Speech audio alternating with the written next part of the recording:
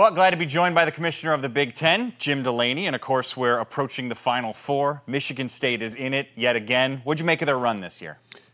Boy, it was impressive. We knew they were going to be a good basketball team, and they were a good basketball team. Then they ran into a couple of injuries with Langford and Ward, and then the seamless transition to their replacement, the year that those guys had, the year that Cassius Winston had.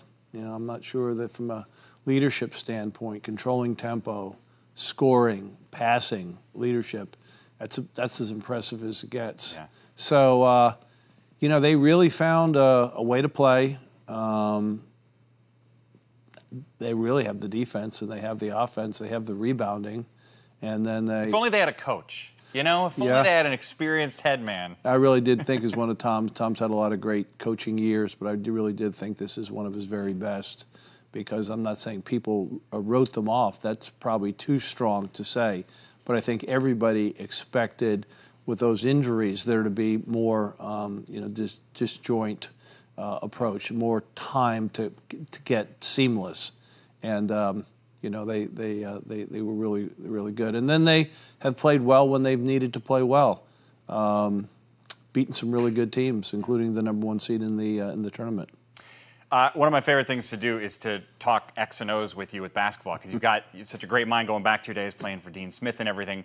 How do they score on Texas Tech? Those guys are incredible on defense. That's a great question. Texas Tech is one of the very best defensive teams I've seen in the last decade. He does a great job coaching. The players do a great job executing. They also control tempo. They've got 3 guards that can put the ball on the floor.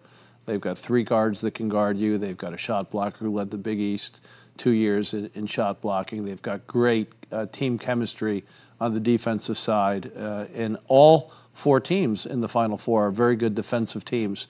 But I'm not sure that Texas Tech is not the best defensive team. We'll see. Right. That'll be a challenge. But I thought that the challenges to Gonzaga, the challenges to Michigan, and just the way they've played over the last 10 or 12 games, probably as good a defense as I've seen in a while.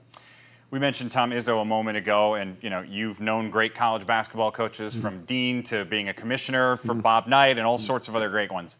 What makes Tom special?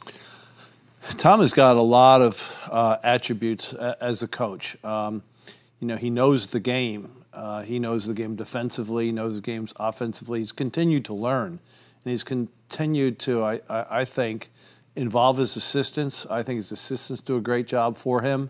I think the chemistry I know that they view it as a family affair, but the chemistry between the staff and the players, and the mutual respect that I think is there, allows them to rise to the occasion, to be consistent. This is their 8th Final Four, so he's awful good in March, but he's awful good in December too, right? In January and February, so people sort of forget that. Right. But they do play awful hard. They do play awful well together, and they play smart. So if you've got good players, and they've had good players, some of them have been great players, but there's their roles. The team comes first. The big moment is something that in most cases is not too big for them, and been very impressive. Tom is a good friend, and he's had a profound impact at Michigan State, but also has been a great leader for the Big Ten, because they've done it the right way.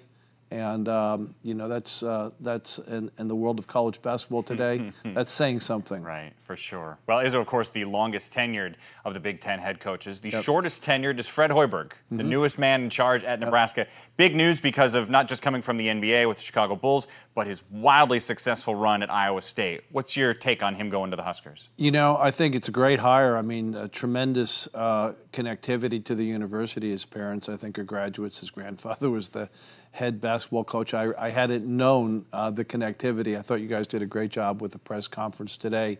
Very good player, good college player, then a 10-year NBA player. Yeah. Been in the front office in the NBA, been on the sidelines with the Bulls, and then had a great 5-year run at Iowa State. I love the way his teams play. They play fast, they play smart, they play together. So I think that he's certainly well prepared for that. And I really liked the way he handled the transition. I think he gave, he gave props to Coach Miles, which was important because Coach Miles has done a really nice job at Nebraska getting him from one level to another. And I'm sure his coaching career will continue, and he's represented them well. And so I think it's a great hire. We've got a great group of coaches in this conference. It doesn't get any easier for the for the coaches. Yeah. There are no gimme wins, and this year with 20 conference games and 3 or 4 games in the tournament and the ACC Challenge and the Gavitt Games and Maui and the other special events, it's a long slog. And you need great leadership in those programs to be what you can be as a team. Let me ask you a bigger picture college basketball question. The NBA is apparently close to allowing high schoolers to come straight into the NBA. How do you think that affects the way the college game will look in a few years? I think it's good. It's a good evolution. And it's really, in some ways, not going to change a lot because right now it's a result of ownership and union that deprive players of the opportunity to earn a living, right? Not the colleges. So whether it's in baseball or football or basketball, we live with the rules of the union and the ownership. So all this does is tear down a barrier that stops players from exercising choice. And I think that the more choice the player has, the better off the player is. So they can choose to go the education track, and all that entails, or they can go the professional sports route, pay for play. That's where that happens. And so it doesn't mean there won't be one and dones because some people will come to college and decide to leave after 1 year. Yeah. Some people will decide to go to college, to go to the NBA after high school if they're good enough. Some people will be 2- and 3-year players. So I'm not sure what changes, except that I think there'll be some players who will make mistakes and go before they're ready and forfeit their opportunity to go to college. There'll be some players who do very well very quickly. They'll get a little bit younger. I don't know that we'll get any older, but I think there'll be a half dozen or a dozen or 18 slots. I think eventually maybe the G League gets bigger and broader, and that wouldn't be bad. We do fine. We do fine as long as we have full-time students. There are a lot of great basketball players. One of the reasons that college basketball and the tournament is so great is there's so much parity. There's so many good players. There's so many good coaches. There's so many good facilities. There's so many good brands. Right. I'm not worried about the fact that people have choice. Right. I think when people have choice, they make the best decisions. And if young people see that, hey, the young people in college are really having great experiences educationally, athletically, their game is growing, I think more people are going to be inclined to come. If, on the other hand, there's lots and lots of people who can make it in the NBA at 18, I don't think that's going to be the case. Right. I think there's going to be a lot of languishing and some frustration, and I think the teams will sometimes have, because their job is not growth. Their job is not social growth. Their job is pro basketball. Our job is education, social growth, basketball. So we're at sort of the intersection, I think, of competition, education, and some entertainment. Let's be honest about it. But I think as long as students have choice, good professional, if you can, if you want to, come to college, stay in college as long as you'd like to stay in college, I think everybody benefits. Last one for you. Since we last saw each other, you made the announcement you will be retiring next summer. How have things been different for you since you made that public? It feels pretty good. I mean, the conference and the presidents have moved on to going through a search process with Korn Ferry. I'm doing my job on a daily basis with our staff.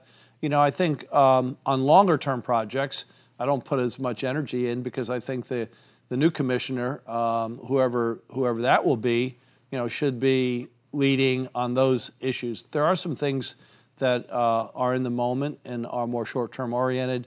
I think we'll, lay out our bowl lineup probably in the next couple of months.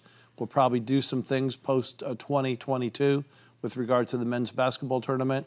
And we'll be continuing to execute on all of our agreements and working with our schools as they navigate various NCAA and other issues. But other than, not focusing terribly on long-term projects, the job is the job, and still enjoying it, still have a lot of energy and enjoyment for it. A little more than a year, and then flip-flops, kicking back. flipping with the remote, having a drink. I like it. Jim Delany, Commissioner, thanks for your time. Thanks, Mike.